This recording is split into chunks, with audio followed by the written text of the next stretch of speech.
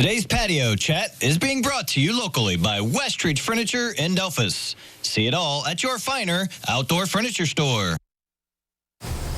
Welcome back. I want to talk a little bit about community-oriented policing today through LPD. To do that for us, Chief Cortes is here, and to his right, we have Sergeant Matt Douglas. Thank you guys for coming in. Appreciate it. All right. Well, let's talk about, I know there's a bigger emphasis on community-oriented policing. For those who might not be familiar with it, tell us first what that is.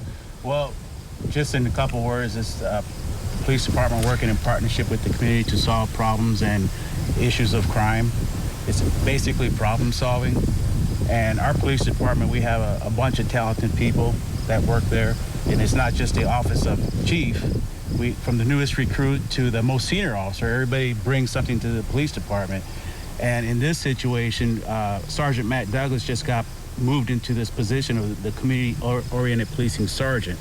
And I wanted to bring him with me today to discuss some of the things that he's going to be responsible for. Sure, and we'll do that in just a second. What was it about Sergeant Douglas that you thought he's good for this role? Well, his personality, he's worked with the DARE for years and with the children, so he has that relationship experience. Sure. And, you know, his problem solving is very good too, so we look for that quality, and there's many other people in the police department that possess it, but he was just in the right place at the right time to be given this opportunity. Yeah, Sergeant, I just wanted to get him to brag about you a little bit before we started there. Let me talk about this role. When you found out you were going to get this role, what were your thoughts on it? I was pretty excited because I'd been working night shift for the last couple of years, and prior to that, I was the safety city and DARE officer for several years before that. So with a lot of my background with that and being able to make a lot of connections with different people and different companies and groups in the community, it really worked out for me to be able to get this position.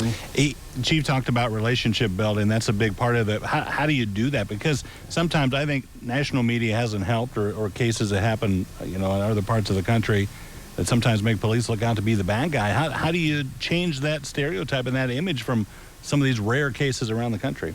A lot of times it's just being at these community events, reaching out to different people in the neighborhood that may have a neighborhood problem. But a lot of it, I've told many people over the years that we're normal people, just have a special job that we have to do, and just reaching out to all those people that may need something from us, and just the different services that we provide through the community-oriented policing. Yeah, you talked about some of those community problems, and I think about things you guys have like Coffee with a Cop, where we always think we think of the violence and those kind of things, and those are huge issues, obviously, but someone coming up to you and saying, hey, this guy's racing up and down my street every day, or I'm hearing all this noise. Do you get a lot of those things? It's kind of the nuisance things that affect their daily lives?